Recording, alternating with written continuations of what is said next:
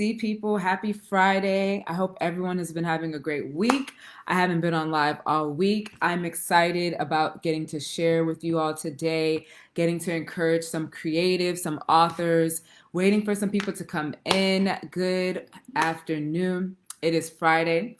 So happy that it's Friday. I hope everyone has been having an awesome week. This is Takumba Okalaja here, the founder of Takumba the Leader, where we help leaders build their confidence so that they can write and speak. So we are good to see you guys. Good to see you. If you're coming in, just let me know where you're watching from. I'm excited about sharing this. I was supposed to be writing a blog post and I just ended up putting a post on Instagram and putting a post on my Facebook page about this particular topic. So if you're coming in, just let me see where you're coming in from so I could greet you. Hey, Miss Jacqueline, good to see you. Good to see you. Good to see you.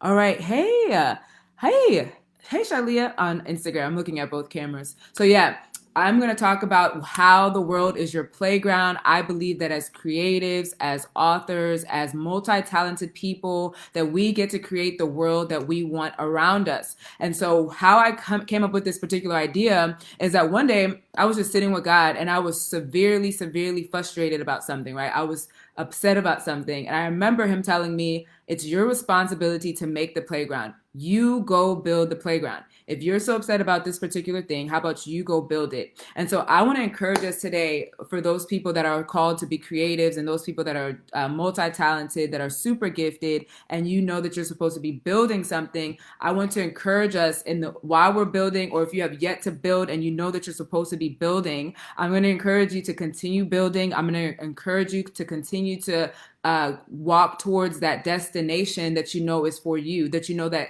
God has planted for you to build. So we all have something in particular that we're supposed to be building. And so today, the first thing I wanted to talk about is that the first thing is that sometimes you're going to have to create something out of nothing.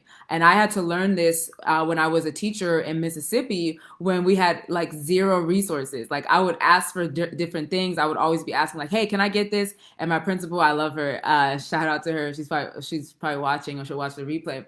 My former principal, my first year. And she would just be like, nope, we don't have the money. Nope, we don't have it. We don't have it. We don't have it. And I used to be so frustrated. But actually now looking back at it, I can just be so thankful that I had that experience where I continued to have nothing while I was building. Why? Why do I say this? Because while you have nothing, you have to pull on the creative genius of God. You have to pull on some critical thinking skills. Your mind has to be expanded to generate more ideas. And so if you want to be a person that generates more ideas, then you don't get frustrated when you have nothing. Your mind has to be stretched and it has to be pulled on so that you can figure out, what do I have at my disposal so that I could be able to build something out of essentially nothing. And so as a teacher, in Mississippi, I learned so many different tactics.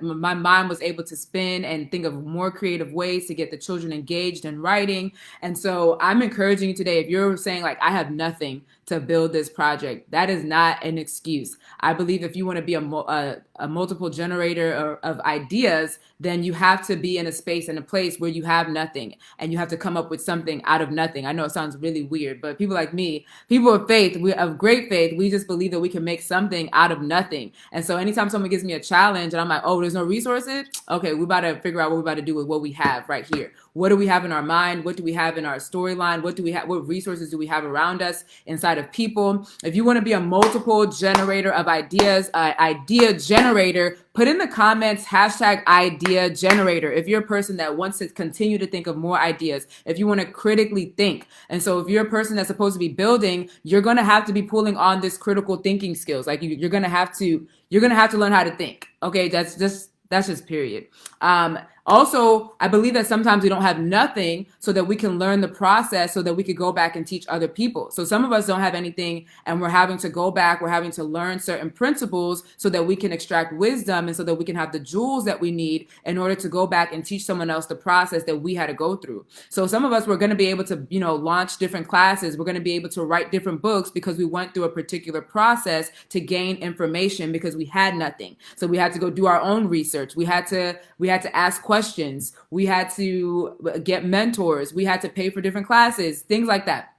Number two, I would advise you to quit complaining and start praying. I know for me personally, a lot of us are like, oh, this is not happening. We don't see this happening. And then we start complaining. And that complaining is just griping. And I don't really see what happens after the complaining, right? And so I had to learn to stop complaining and actually ask God, hey, what is the solution that I can bring to the table so that I could eradicate this particular issue that is bothering me, that is frustrating me? So you have to partner in prayer. You have to ask, like, hey, what is it that I'm supposed to be doing? Also, when you pray, you need to listen, right? And when you listen, you also need to act, because sometimes God gives us an answer, he gives us a solution, and sometimes the solution is much bigger than ourselves, and we're like, nah, I'm not gonna do that. Nah, I'm not about to do that. And that's the whole point. I think the whole point is that it is bigger than you, so that you recognize that you cannot do it by yourself, right? And so instead of complaining, instead of griping, how about you just start praying and say, hey, how can I be a solution? How can I be an answer to this problem, right? And so that's another thing that you need to do. If you know that you're called to build something and you're feeling some type of tension or some type of frustration, I would start asking questions like, God, what do you want me to do? What do you want me to do? And I guarantee you that if you're called to this particular area, that he's going to give you a solution so you could be the solution, right? Or help other people become that solution. Number three, you are the solution, right? I know I had to learn this. If you're bothered with something like over and over again, like you're really aggravated about something and it keeps you up at night, and maybe you're the only person around you that's boiling with anger, and nobody else is even with you on this. Like you're the only person that it has this conviction. Sometimes you are the solution, and that's why you have that particular conviction. I had to learn myself after my second year teaching. I was like, look, God, get me out of this. This is too much. This is way more than I thought it was going to be. I cannot believe that education is in this particular state in America. Like I was severely dumbfounded. I was severely exhausted. And I thought, you know what? I'm getting out of this. And I recognized that because I was so aggravated and because I was always thinking about this particular problem day and night, I was thinking about it. I realized that I was actually called to it. And so that very thing that I was trying to run away from was actually the thing that I was called to dominate in. So if there's something that you're trying to run away from right now, I'm just encouraging you that you probably should run towards it and figure out why you're so aggravated. And again, why are you the particular solution? So now I'm embracing my position or my calling as being someone that's supposed to dominate in education, right? It took me years to figure that out because I was like, this is frustrating me. I want to get out of it. Maybe this is a sign to quit. And so if you're called to build anything, I just don't believe that just because you're upset about something that you should just go ahead and quit prematurely. I would rather you continue to press forward and not abdicate prematurely so that you can see the fullness of what you are called to do. The next thing is you should build when no big name or nobody big is endorsing you, or you have nobody backing you. If your only goal for moving or building is so that people can shout you out, or so that you could get a platform, or so that you could get a name, well, that's going to be a particular problem, right? Because the only reason why we build certain things is so that we can change other people's lives. We build so that we can change other people's narratives. If you are an author, if you're a creative, if you're a leader, if you're writing something, you are writing something so that you can help change someone else's perspective on a particular topic, so that you can help them to be liberated, right? You're writing or you're building something so that you can help impact generations after you. You're not writing so that you can get an endorsement, or you're not writing or you're not building something so that you can say, oh, this person's backing me, or I know this person, da da da da da da. Right.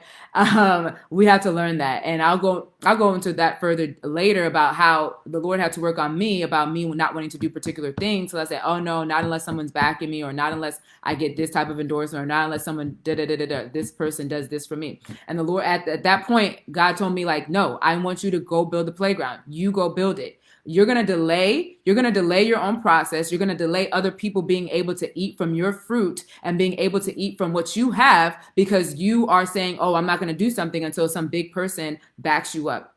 All right. The next thing is we build by faith. I love what my pastor said, that her business mentor said, that we build the plane while we're flying. A lot of us, especially if you're creatives, you don't want to do a particular thing because you need to know all the full details. And I'm going to tell you right now, especially if you're in God, hashtag walk by faith. He's not about to tell you all the details. You're about to get one little image. You're about to get one little line. And then it's your responsibility to say, are you down or are you not down? So it's either you're going to walk by faith and you're going to get the details as you go, or you're going to get more revelation and information as you go, or you're just not going to move and you're not going to get any more information. So if you not moving is not going to give you any more information. You're just going to regret that you didn't actually move.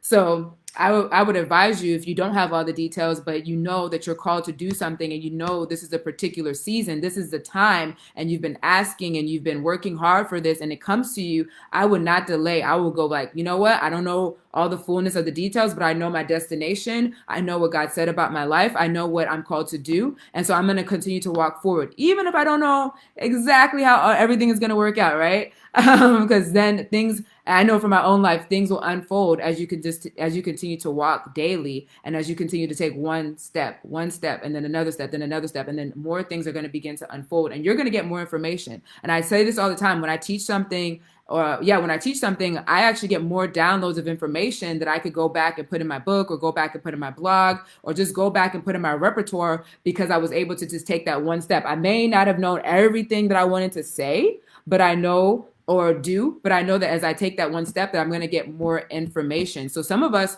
are not able to get more information because you're not even taking one step.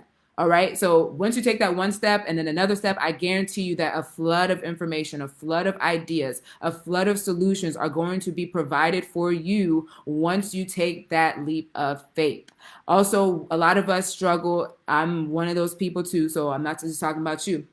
But we struggle with perfectionism. We want everything to be perfect. We want everything to look a particular way. We want this to look like this. We want this to look like this. And then we find out later that nothing is perfect. Like even on this journey of me doing online courses and teaching adults, I'm realizing that, nothing is perfect. I'm always going to see a flaw in something. But you know what? If I decide I'm not going to put something out there because it's not perfect, then that's going to actually hinder the people that I'm called to. And that's going to hinder me from actually producing work. So a lot of us, we do not produce anything because we're trying to be so perfect. And I'm going to tell you right now, perfectionism is a dream killer. Your dreams are going to stay in your mind. They're going to stay in your computer. Ain't nobody going to see your dreams because you're like, oh, it's not perfect. Oh, that graphic didn't come out perfect. Oh, my eyes did this. My hair looks like this. And I know we all go through it. But you as a creative, as a dreamer, as an author, you're just going to have to just not worry about being perfect. You're going to have to do an excellent job, but then you're just going to have to trust the rest is not up to you. You just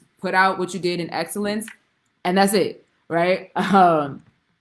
Right. So lastly, I think that a lot of us are going to be able to build something amazing or allow the world to be our playground if we allow ourselves to experience new things, if we allow ourselves to be able to get out of our comfort zone and be like, you know what? I've never done this before. I don't know what I'm doing, but you know what? I'm going to do it anyways. And I really believe that you're going to be afforded the ability to change the world around you once you decide not to hold yourself back because you've never done something, right? My personal belief is that if something is going to enhance me, if something's going to make me better at my craft, if I'm going to go up another level, if I'm going to be upgraded in any entity, it's not hurting me, it's going to mature me and grow me up, then I'd rather take the leap in that so that it could grow me up and so that it could stretch me. And so I'm encouraging you today that if an opportunity came to you for you to do something differently, for you to do something that you've never done before, but it's actually going to upgrade you in the field that you're in, then I am encouraging you that you should take that leap. On my post earlier, I already wrote, I said, I'm so used to just being uncomfortable. Like, I don't even care anymore because I'm just so used to practicing being uncomfortable. So at this point, I'm like, who cares?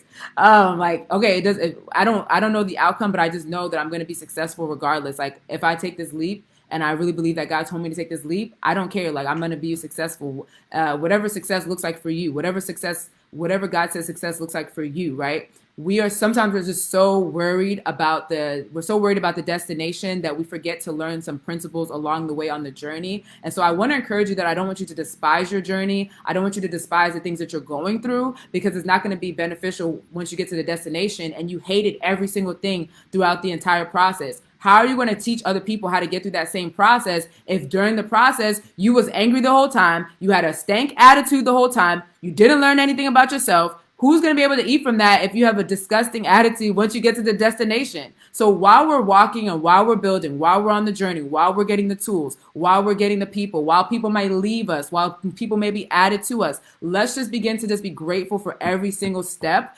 along our journey, right? I'm learning that in this season. I'm learning that even more, and I'm also just learning just to embrace my difference, just to not despise the things that make you unique, the things that make you different. I'm encouraging you to not despise those particular things. All right, that is my short spiel today. It was impromptu for me to come on today. I'm supposed to be taking a break because tomorrow we have our Publish Now class, and I'm excited about the cohort that is going to be with us. If you have not signed up, today is actually your last day to sign up. If someone is on, if you want to drop the link, today is your last day to sign up. This actually came to me too. This idea of the world is your playground is because one day I was sitting there and I was like, God, I just want to get signed by a major book company and I need a major book deal. And the Lord was like, you know what? You go build the playground. You go build the world that you want, and you stop waiting for someone to come sign you. So if that's what you're waiting on, it's not gonna happen, boo. You have to figure it out right now on your own. And so I had to do the research. I had to struggle, and I had to do the critical thinking skills. So I want to encourage you that I can help accelerate your process if you come to this class. If you are a person that really wants to publish a book, if you want to learn how to write a book, if you want to learn how to self-publish at a low cost, and if you want to know how to market and sell your book. You will learn that in 4 hours. Coach Nicole and myself are going to be your instructors. We're excited about tomorrow. And so if you want to join us, if you want your process to be accelerated, please join us tomorrow. All right. If there are any questions about the class, let me know. You can put them on the thread, the comment thread. I'll be happy to answer them. Yes. So if you want to come, let me know. Get your ticket today because actually registration closes tonight, right? And I'll see everyone else that has gotten a ticket. I'll see you in the Zoom room, the writing room at 11 a.m. Eastern time, and yeah. I'll see you guys tomorrow at that time. So if you have any questions, if you're watching, let me know what your questions are so I can answer them, and then I'll get out of here. I'm excited about how people are building their own playground, how people are, we live in such a great time where we could be entrepreneurs, where we could be people that sell our books, where we could be people that don't have to wait for a big publishing company, where we could be people that research. We are people that can be able to market our own books and sell our ideas.